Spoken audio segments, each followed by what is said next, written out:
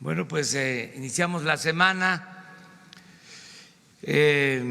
deseando que nos vaya bien, que sigamos bien y de buenas. Vamos a comenzar esta conferencia de prensa, como se le decía antes, ahora diálogo circular. Vamos a iniciar con la presentación de Ricardo Sheffield, que nos trae información sobre quién es quién en los precios de las gasolinas y del gas. Comenzamos con eso y luego abrimos para preguntas y respuestas en general. Buenos días, señor presidente, muchas gracias. Buenos días a todas y a todos. En el tema del quién es quién de las gasolinas, la gasolina regular en esta semana que concluyó tuvo el precio y el margen más alto en Zapopan, Jalisco, con un precio al público de 21.52 por litro en combustibles Minotauro y un margen de 3 pesos 25 centavos por litro. Para el margen sí tuvieron dos ojos los de Minotauro. En el caso de la más económica en gasolina regular, con un margen de 19 centavos y un precio al público de 17 pesos con 80 centavos por litro, lo encontramos el precio y el margen más bajo en Grupo Divala en Centro Tabasco. En el combustible premium, la gasolina premium, con un margen de 3 pesos 52 centavos por litro y un precio de 22 pesos por litro, lo encontramos en Monterrey, Nuevo León, en Orsán del Norte SADCB, como el precio y el margen más alto, y el más bajo con 36 centavos por litro y 18 pesos 96 centavos por litro al público en Aguadulce, Veracruz, Superservicio Aguadulce. En el diésel, en Hermosillo, Sonora, el precio y el margen más alto, 21.99 por litro, un margen de 3.59 por litro, y el más bajo con un margen de 31 centavos en Igualapa, Guerrero, a 19 pesos con 89 centavos por litro.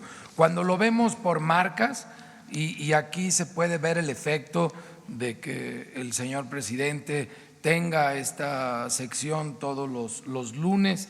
Habíamos mencionado cómo Shell se disparó a los primeros lugares y Arco bajó. Ahora Shell ajusta sus precios y lo tenemos en el cuarto lugar de la tabla, donde los más económicos siguen siendo La Gas, Total y Orsan como promedios nacionales. En el tema de verificación de combustibles, tuvimos 369 denuncias y quejas atendidas, todas a través de la app, 191 visitas y verificaciones realizadas. 3 gasolineras no permitieron la verificación y se van acumulando para un operativo especial con fuerza pública.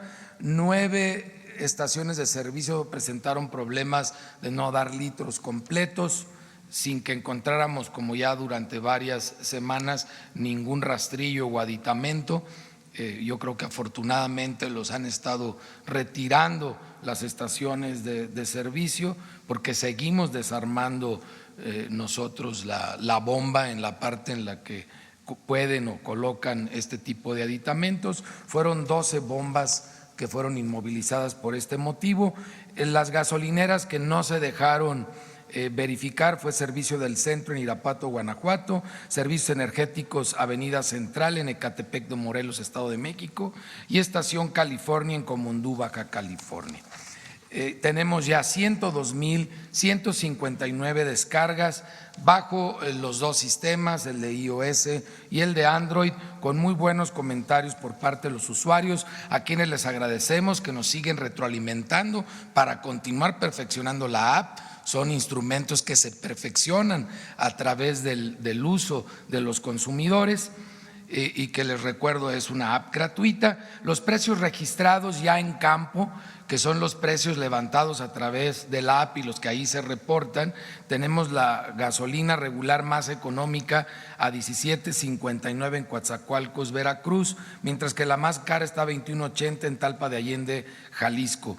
La gasolina premium más económica a 18.96 en Aguadulce, Veracruz, y la más cara a 23.10 en Bahía de Banderas, Nayarit, que por cierto Bahía de Banderas lleva muchos meses destacándose lamentablemente como uno de los municipios que más caro venden el combustible, en particular el premium.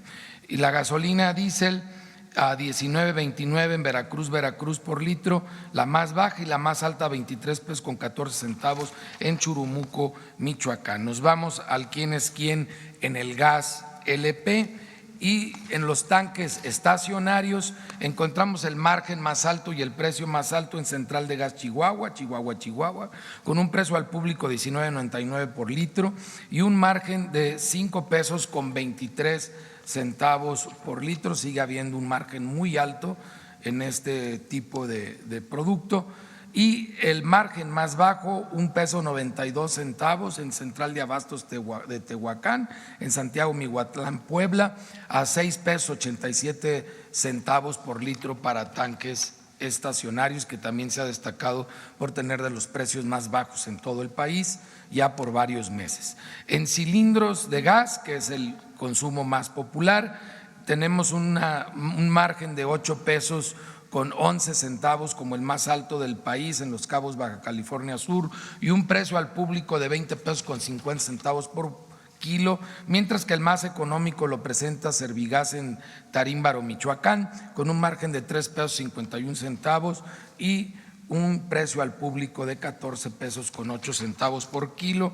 Y en el caso de la verificación de la semana pasada a estaciones que expenden gas LP, fuimos a verificar 32 en el país, 20, un número alto, en esta ocasión resultó con infracciones, una negativa de verificación que también se acumula para un operativo especial con fuerza pública, 193 básculas verificadas, 38 fueron inmovilizadas porque no pesaban adecuadamente, vehículos verificados 31, 7 inmovilizados, autotanques verificados 33, inmovilizados 7, 43 lotes de cilindros fuimos a verificar en esta semana, 124 cilindros se encontraron con problemas, de los cuales 48, que es el 4%, presentaron problemas que ponen en riesgo a los consumidores. Por lo tanto, sigue manteniéndose bajo este indicador. Muchas gracias.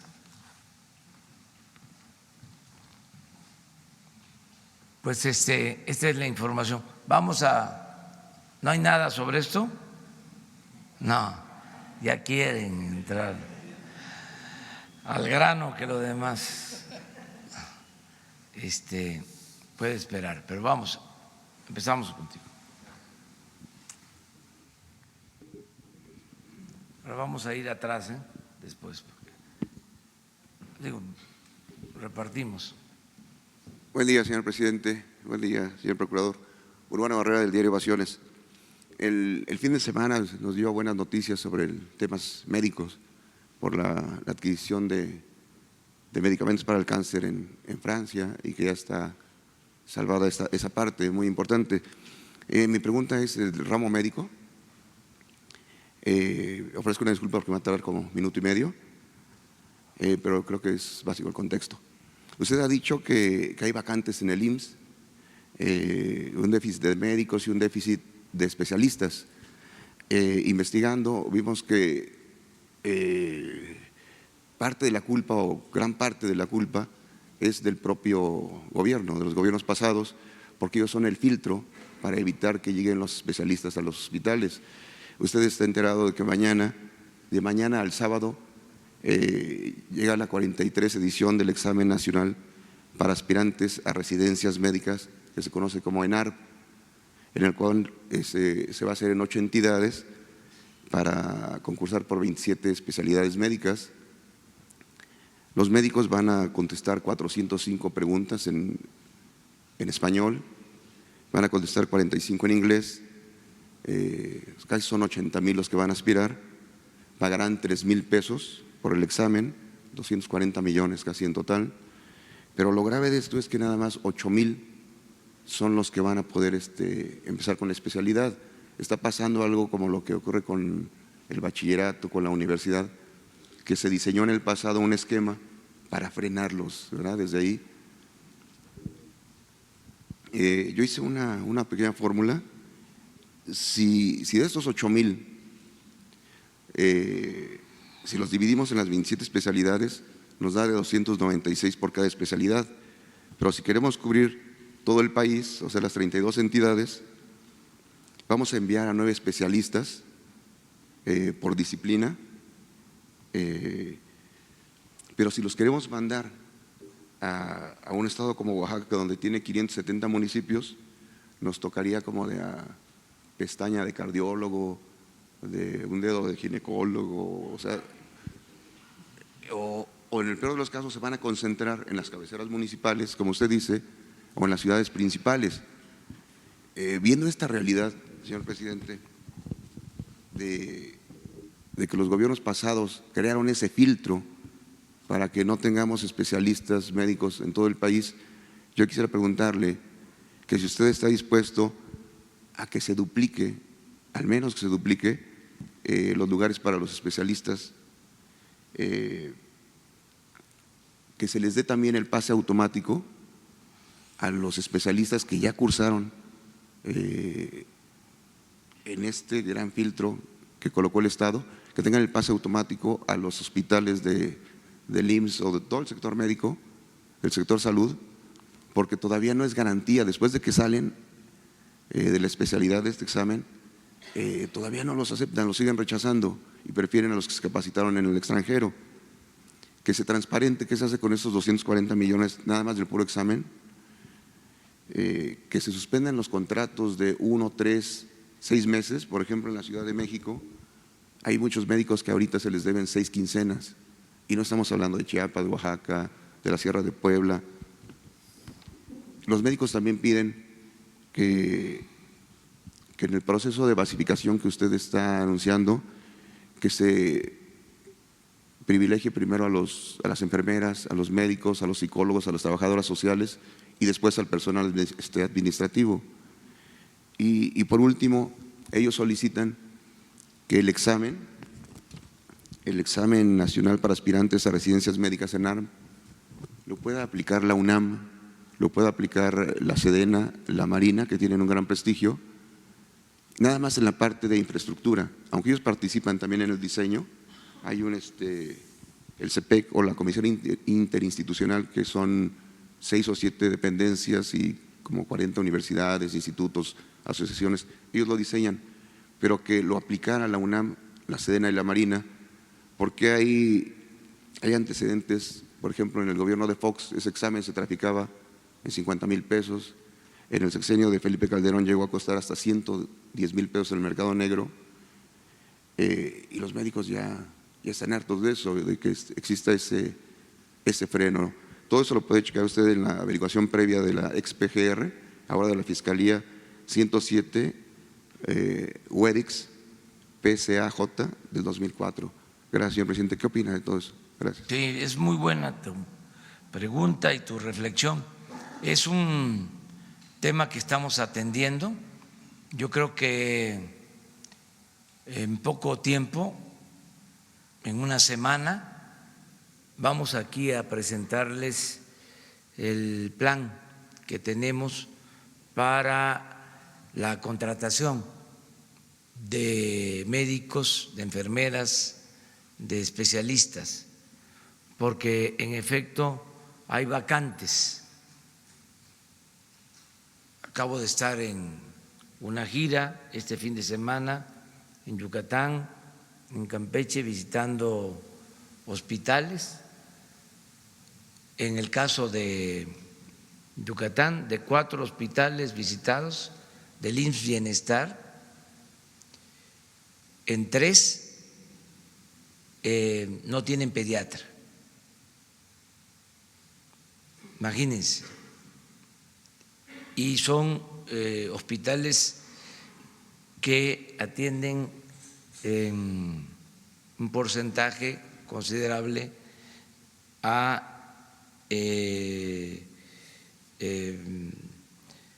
mujeres con embarazos.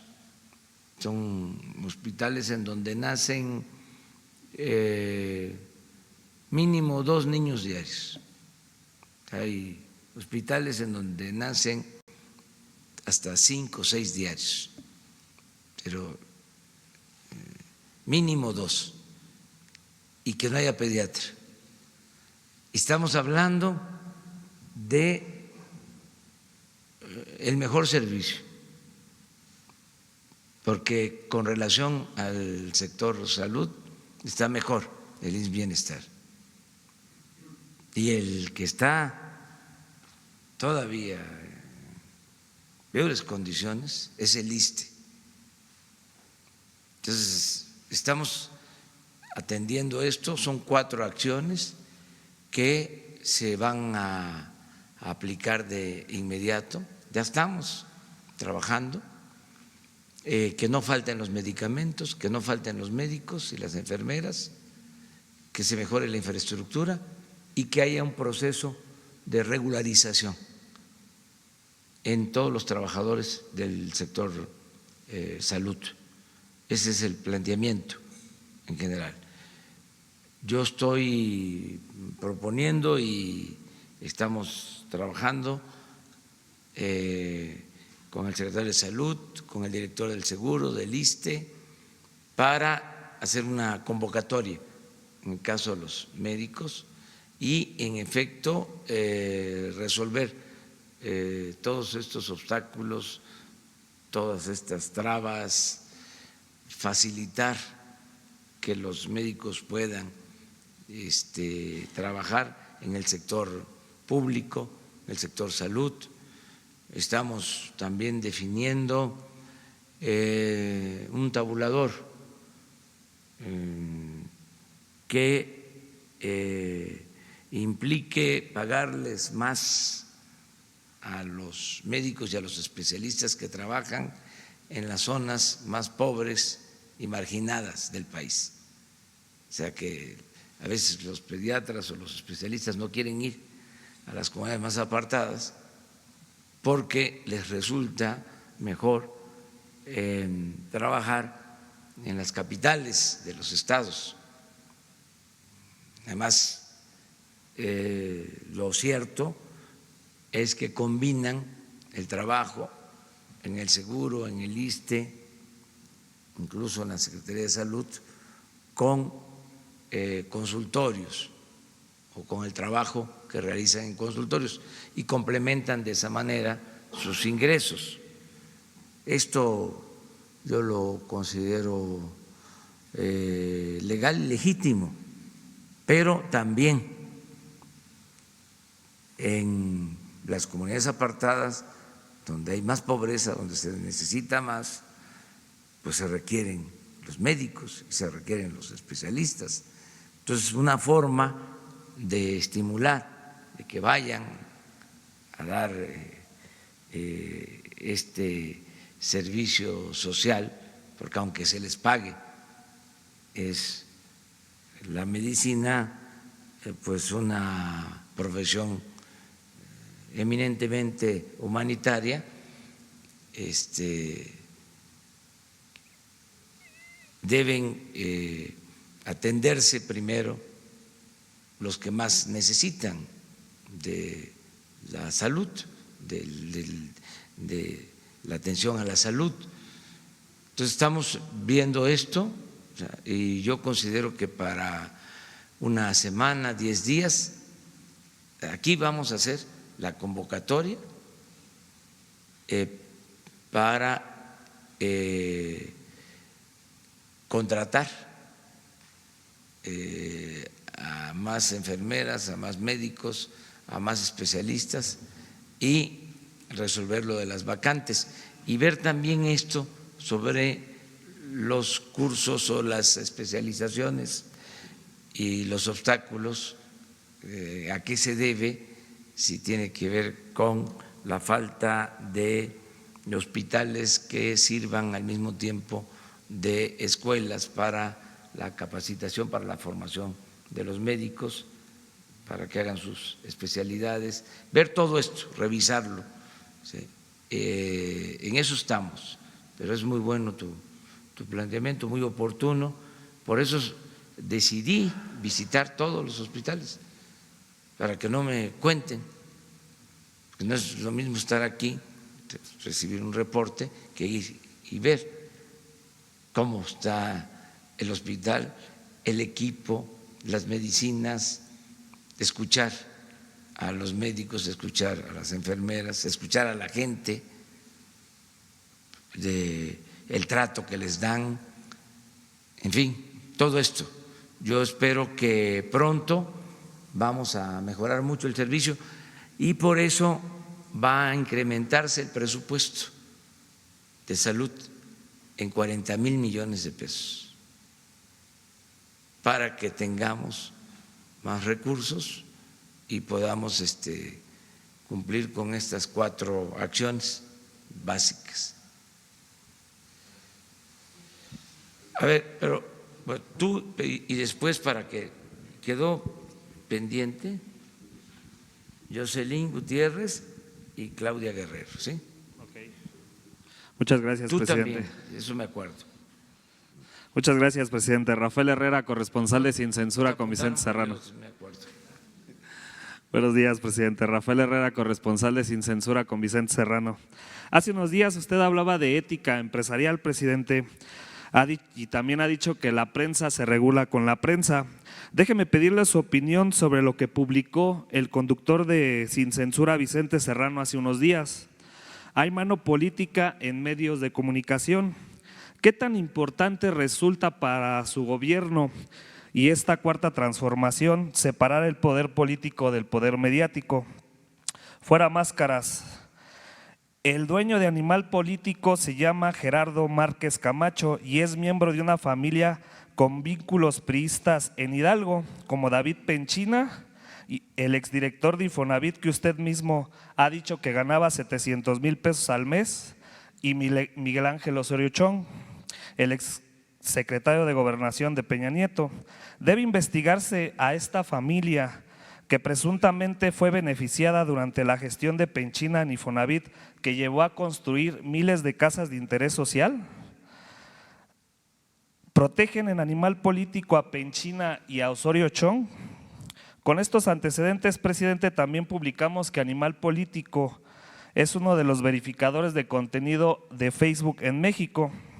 Animal Político define qué es verdad o qué es fake news. Y yo le pregunto, ¿y quién verifica al verificador? Por eso le pregunto, ¿qué tan importante es para usted, presidente, separar el poder político del poder mediático? Muchas gracias. Bueno, miren,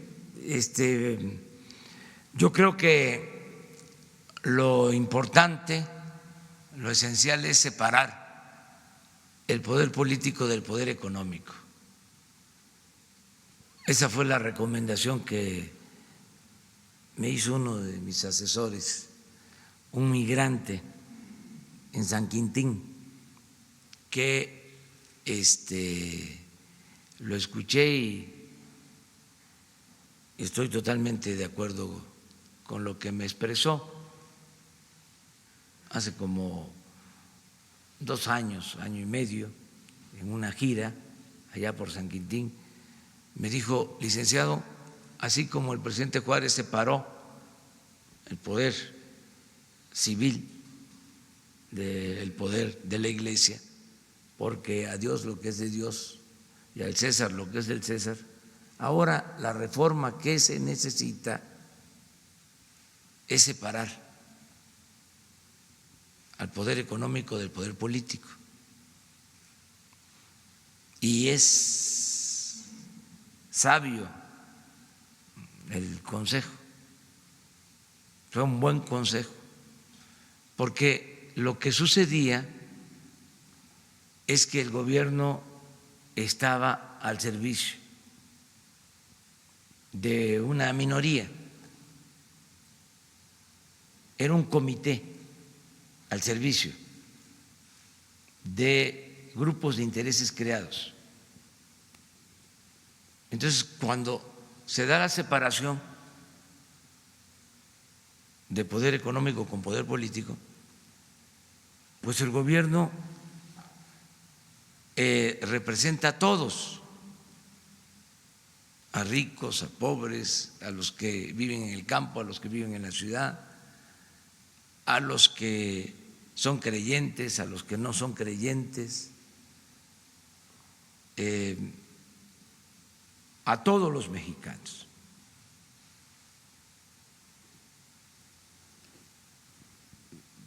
Puede ser que el poder económico estén medios de comunicación, porque también había esa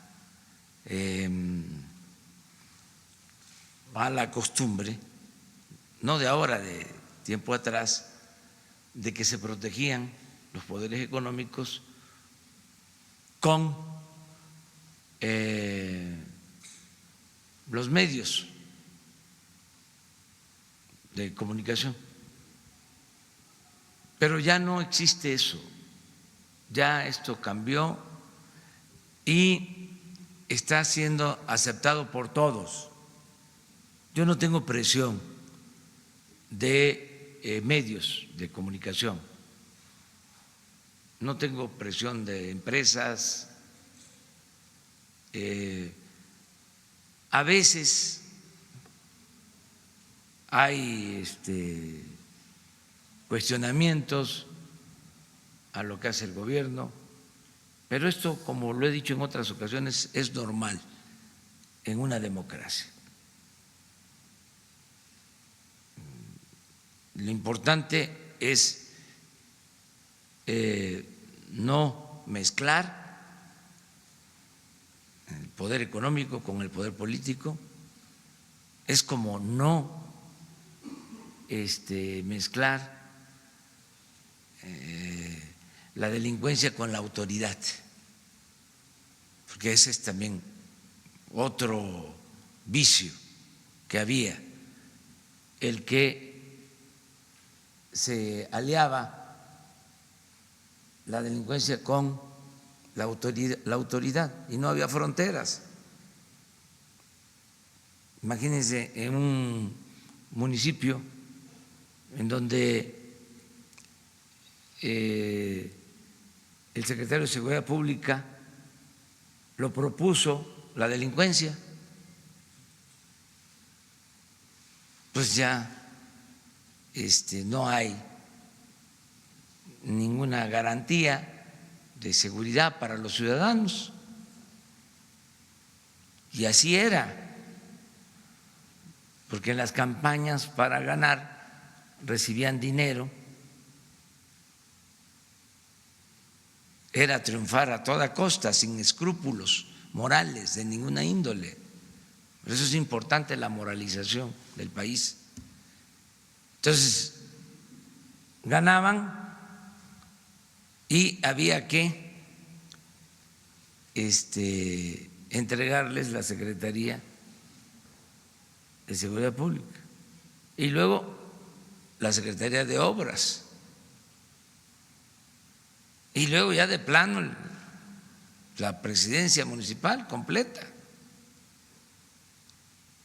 Entonces, esto tiene que irse erradicando, acabando. Hay que separar. Una cosa es la delincuencia, otra cosa es la autoridad. Una cosa son los negocios privados y otra cosa son los negocios públicos. Nada de mezcolanza. Y no utilizar al gobierno para proteger intereses de particulares. Precisamente en ese sentido, presidente, entonces se va a investigar por parte de su gobierno esta situación que duró muchos años con Penchina y con Osorio Ya que Chong. dijimos de que no vamos nosotros a abrir expedientes, lo he dicho con mucha claridad. Si está la denuncia. Solo que haya denuncia. Y eso corresponde a la Fiscalía General. Darle seguimiento, también el compromiso de no detener ninguna denuncia, de no impedir, obstaculizar una denuncia, de no hablar con el fiscal para decirle, me congelas ese expediente. Ya no es el tiempo de que no se podía tocar al intocable, ya es otra cosa, ya no hay impunidad. Pero nosotros no promover estas denuncias, lo dije hasta en la toma de posición, porque entonces tendríamos que abrir muchísimos expedientes, no habrían juzgados suficientes, cárceles, y estaríamos dedicados a eso. Imagínense cuánto desgaste y no podríamos sentar las bases del México del futuro.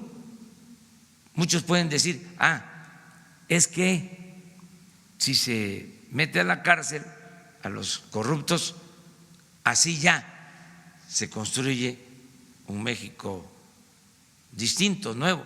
No, necesariamente. Lo más importante es que el marco legal cambie, que se pueda castigar la corrupción y gobernar con el ejemplo, y que sea mal vista la corrupción, que podamos estigmatizar la corrupción. Aunque no les guste a mis adversarios, pero decir guácala, fuchi, iscareca al corrupto, o sea, que el que tenga una mancha de corrupción no se la pueda quitar ni con todo el agua del Grijalba y del Usumacinta y del Golfo de México. Que no se celebre la corrupción. Es que ese era el peor de los males.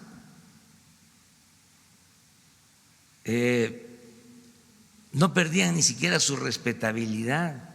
Además, llegó al extremo de que no se sentían corruptos y podían decir que el que se robaba una bolsa en el mercado o una cartera era un ladrón, y ellos estaban haciendo negocios, business. Entonces, es un cambio completo.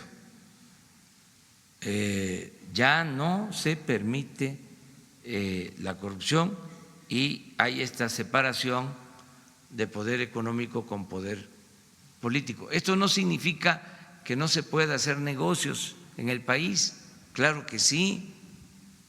No podríamos sacar adelante a México solo con la inversión pública, se requiere la inversión privada, pero es un proceso para que las empresas privadas, particulares, también actúen con un código de ética.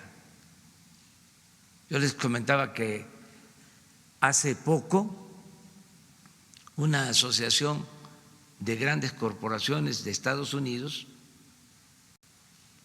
que durante 50 años tenía como propósito obtener utilidades, acaba de reformar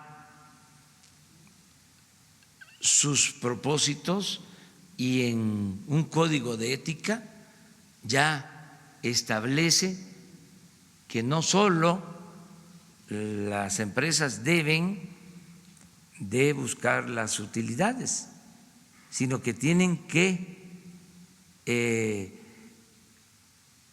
estar atentos para que sus trabajadores obtengan buenos salarios, buenas prestaciones, que las empresas no deben de afectar el medio ambiente, que tienen que actuar con honestidad. Todos son los cambios que se están dando en el mundo. Nosotros nos da mucho gusto porque esto es lo que venimos haciendo. Y esa decisión la tomaron después de que nosotros hemos decidido erradicar la corrupción en el país y hemos hablado también de las empresas y de su responsabilidad ética y que haya utilidades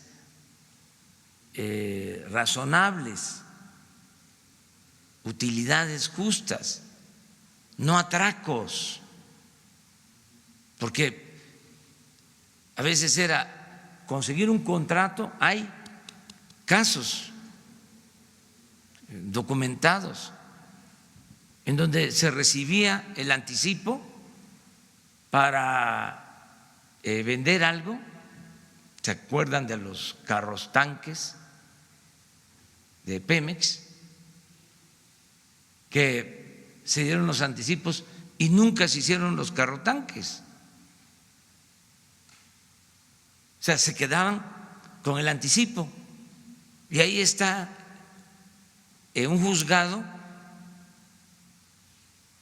el litigio. Se van a pleito. Ahora que estuve también allá en la península de Yucatán, pasé por Ticul, hay un hospital que lo dejaron inconcluso, una empresa que tiene 3 hospitales inconclusos.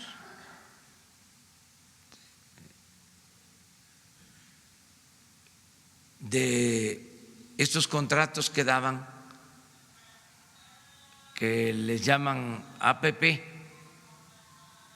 por los cuales el gobierno del Estado o el gobierno federal tiene que pagar muchísimo dinero. Si un hospital cuesta 500 millones, terminan pagando en 20 años 5,000 millones, 10 veces más y a veces 20 veces más. Y antes se comprometía el presupuesto de los estados, eran acuerdos con Hacienda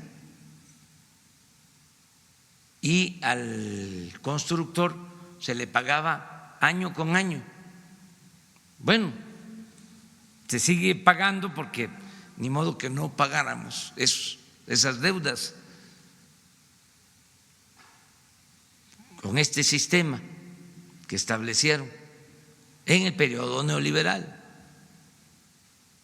Y entonces, en este hospital que dejan a la mitad,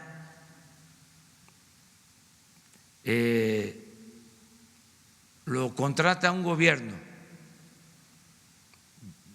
en Yucatán. Llega el nuevo gobierno y revisa de que no estaban cumpliendo, no estaban avanzando en la construcción y decide cancelar el contrato.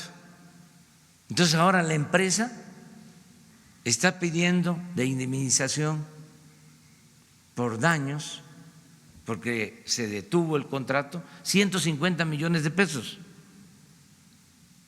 Entonces ahí está, en ruinas, ¿sí?, abandonada la construcción.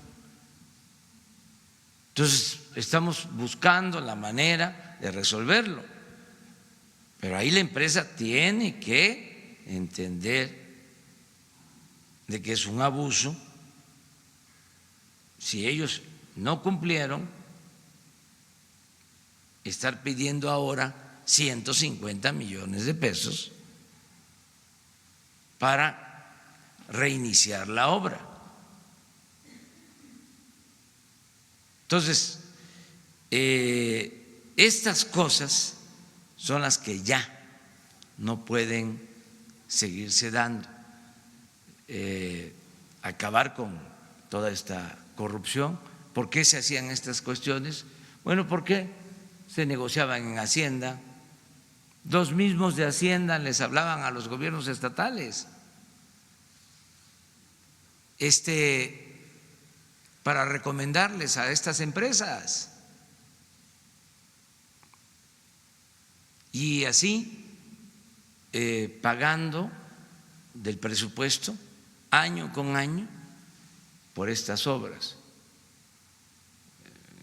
Ya eso se terminó. Esto los tiene algunos enojados, pero van a ir entendiendo. Afortunadamente ya muchos saben que esto ya no se puede seguir haciendo. Lo mismo en el caso de las facturas falsas, oposición, porque no les gusta que se sancione a quienes llevan a cabo estos ilícitos. Imagínense cuánta evasión fiscal está documentado, incluso la Oficina de Investigación Financiera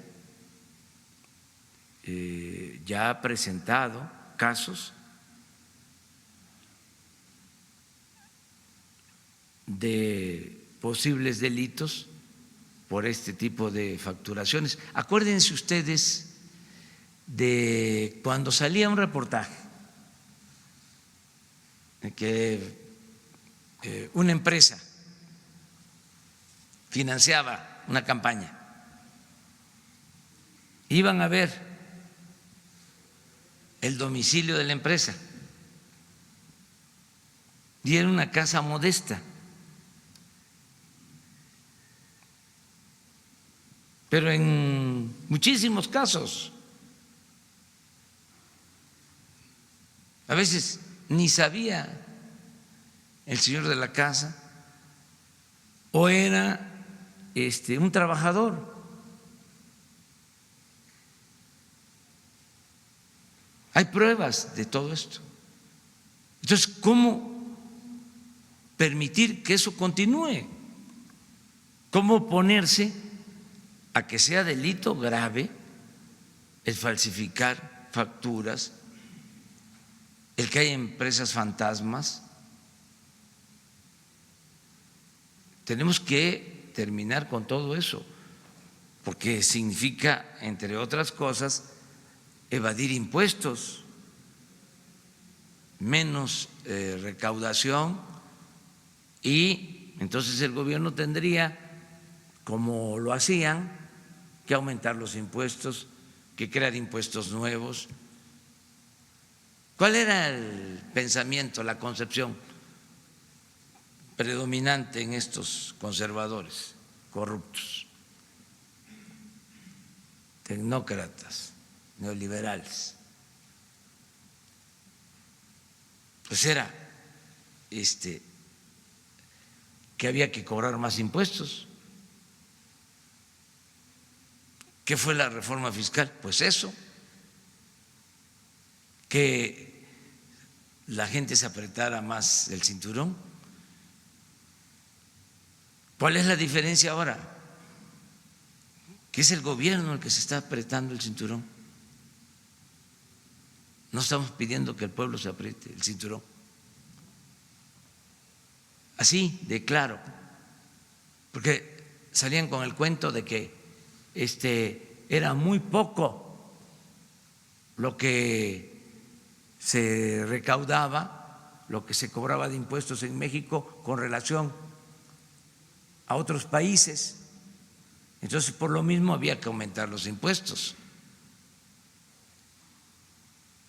Pero en el supuesto de que fuese así, lo primero que tendría que hacer el gobierno es dar el ejemplo de una administración honesta, eficiente, sin derroche, y ya después, si no alcanza, después de que no hay corrupción, después de que hay austeridad y no alcanzó, entonces ver la posibilidad de que haya más contribuciones. Pero aquí era aumento de contribuciones y seguía la robadera y el derroche. Muy injusto, muy desigual. Entonces sí hay un cambio en ese sentido. Bueno, vamos a ver con Jocelyn. Sí, pero a ver, Jocelyn, no vino. Claudia. Gracias, presidente. Buenos días. Quisiera consultarle sobre 3 temas. El primero, quisiera conocer su opinión sobre las pesquisas que inició la Fiscalía General de la República contra el dirigente nacional del PRI por presunto enriquecimiento ilícito en medio de un escándalo inmobiliario. Que debe la Fiscalía atender la denuncia. Tengo entendido que la presentó un dirigente del PRI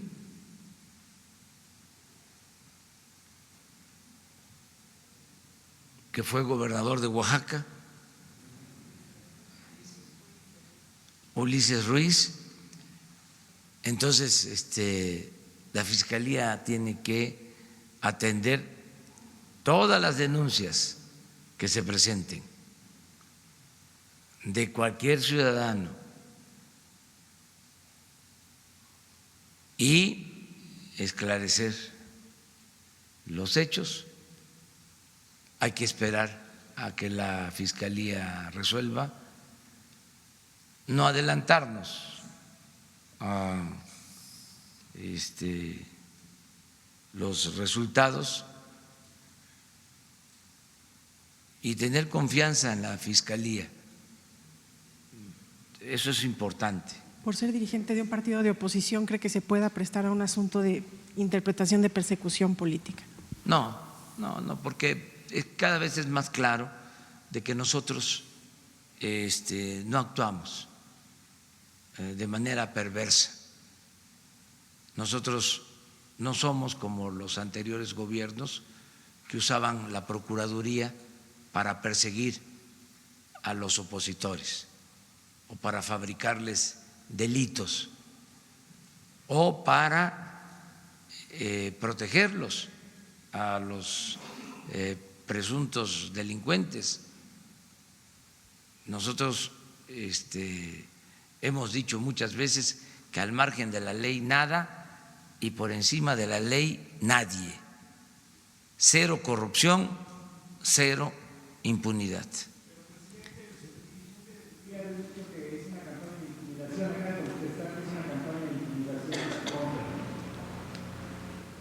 Pues puede ser, pero no de nosotros.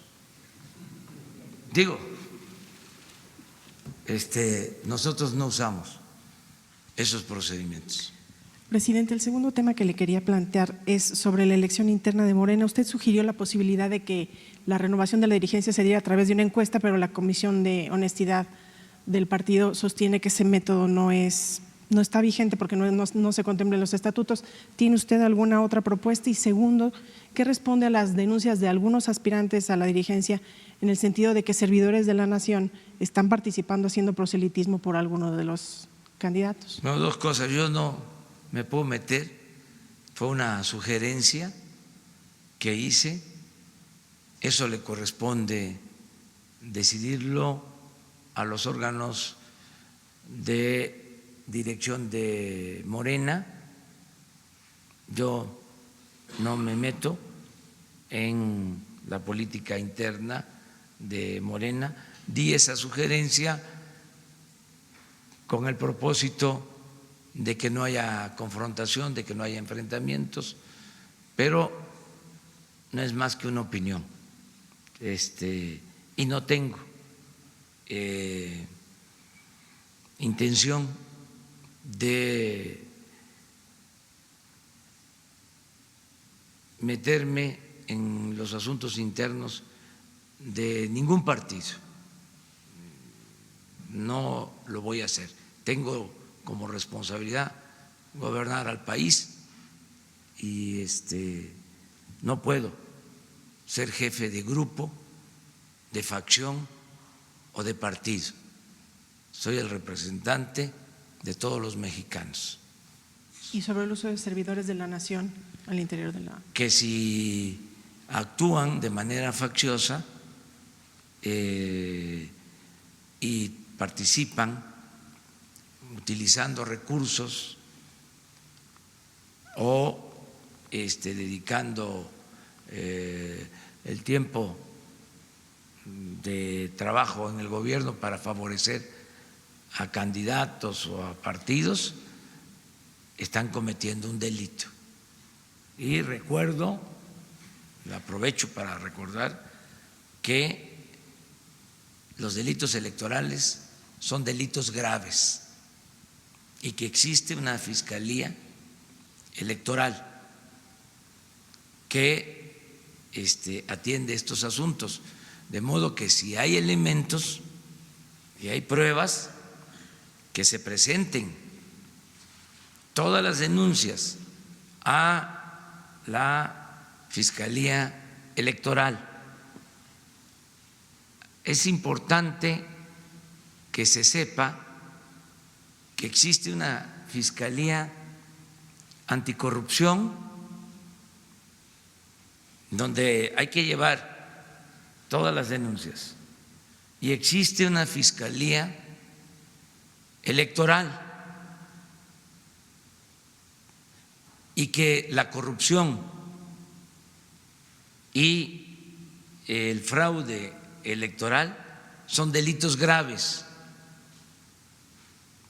son de los cambios que se han logrado. Entonces hay que darles trabajo a esas dos instituciones y a lo mejor, no a lo mejor, es seguro que el 90% de los mexicanos no sepa que existen estas dos instancias, estas dos oficinas, estos dos órganos de gobierno y que nos tienen que ayudar. Esto es parte de los cambios, de la transformación de México, de la cuarta transformación del país, el que todos los ciudadanos participemos. La política es asunto de todos, no es asunto de los políticos únicamente, como se pensaba y se decía antes, es asunto de todos. Si se sabe de que un funcionario, un servidor público está haciendo labores partidistas, hay que denunciarlo. Y mucho más si está utilizando recursos del presupuesto, que es dinero de todo el pueblo, que no debe de utilizarse para favorecer a ningún partido. Ya se acabó lo de el reparto de despensas, el reparto del frijol con gorgojo, el tráfico con la pobreza de la gente, la política clientelar, el condicionar los programas para votar por un partido. Eso se va a la historia, al basurero de la historia. Y finalmente, presidente, preguntarle su opinión sobre las expresiones del expresidente Vicente Fox, que dijo, y lo cito, es momento de darle en la madre a la Cuarta Transformación. Sin comentarios. A ver, pero quedamos aquí contigo. Buenos días, presidente. Alberto Rodríguez, SDP Noticias. Quiero preguntarle sobre la renuncia de Pedro Salmerón al Instituto Nacional de Estudios Históricos de las Revoluciones de México, un nombre un poco largo, por estas declaraciones que dio la semana pasada sobre que eran unos valientes los miembros de la Liga Comunista 23 de septiembre que terminaron enfrentándose con unos guardaespaldas y matando a un empresario regiomontano en los años 70. Su opinión sobre pues esta polémica y la salida de este servidor público que era particularmente que apoyaba mucho a la Cuarta Transformación, digámoslo así. Y por otro lado, se dice que en el presupuesto 2020 va a venir un recorte de al menos 4,000 servidores públicos, principalmente en la Secretaría de Hacienda. Si nos podría explicar bien cómo va a estar esto. Bueno, acerca de lo primero, lamento mucho que Pedro Salmerón haya presentado su renuncia por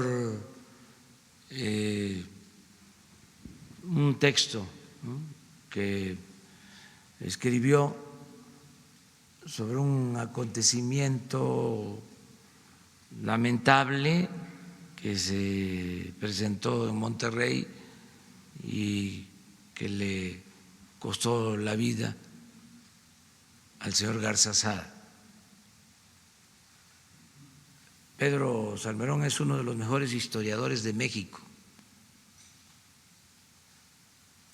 En lo académico, hablando de grados, doctor en historia